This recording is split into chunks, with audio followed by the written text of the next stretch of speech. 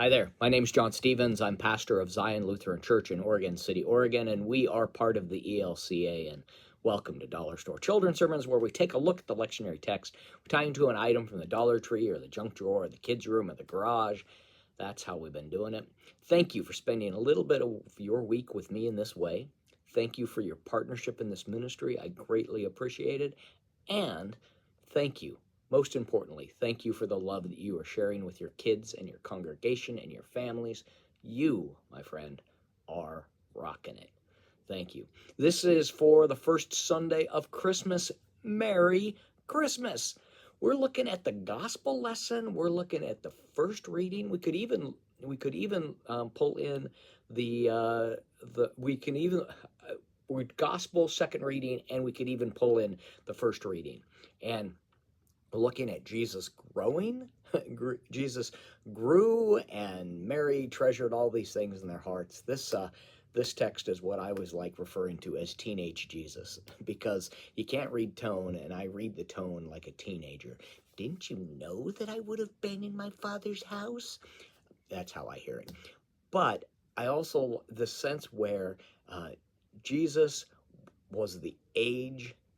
At one point, Jesus was the age of the kids that were gathered around here. And I think we can forget that, and the kids can forget that Jesus knows many of the things that they're going through and has lived through it. And all of that Jesus has that God has a special connection to all of us because of being born and growing and experiencing all these, experiencing struggles with their parents, experience all of those things.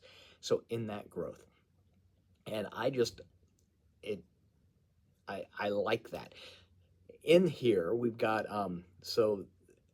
that's really the direction I'm going in this. And that's the first springboard. I'll be back with the second springboard in 1 second. And I'm back. Yes, I knew I was going in a direction, and the text for the narrative lectionary and for the Revised Common Lectionary are so close that I wanted to make sure the direction I was going was in the right direction for this video.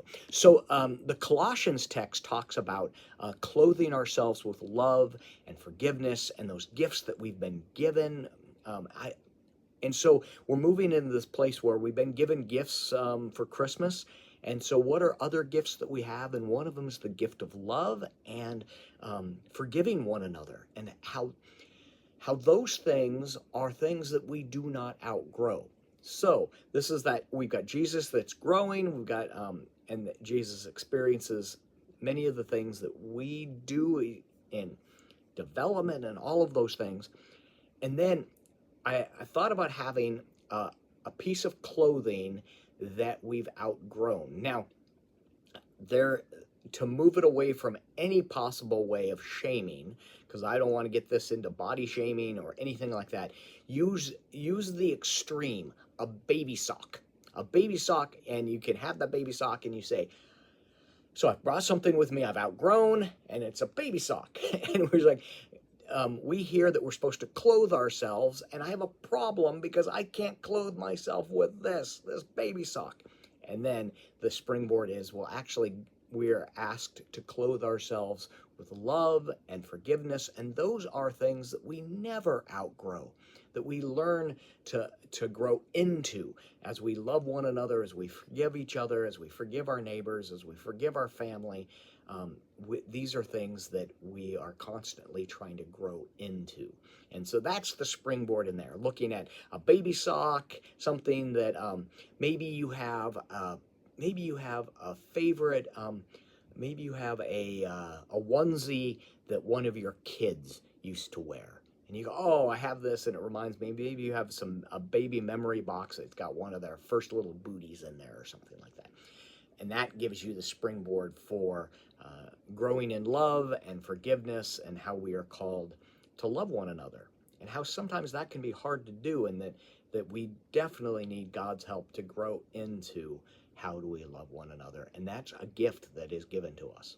All right, so that's the other springboard. I'm hoping one of these can be useful for your own children's sermon. Thank you so much for being here. Thank you for the love that you are sharing with your kids and your congregation and your families. You, my friend, are rocking it.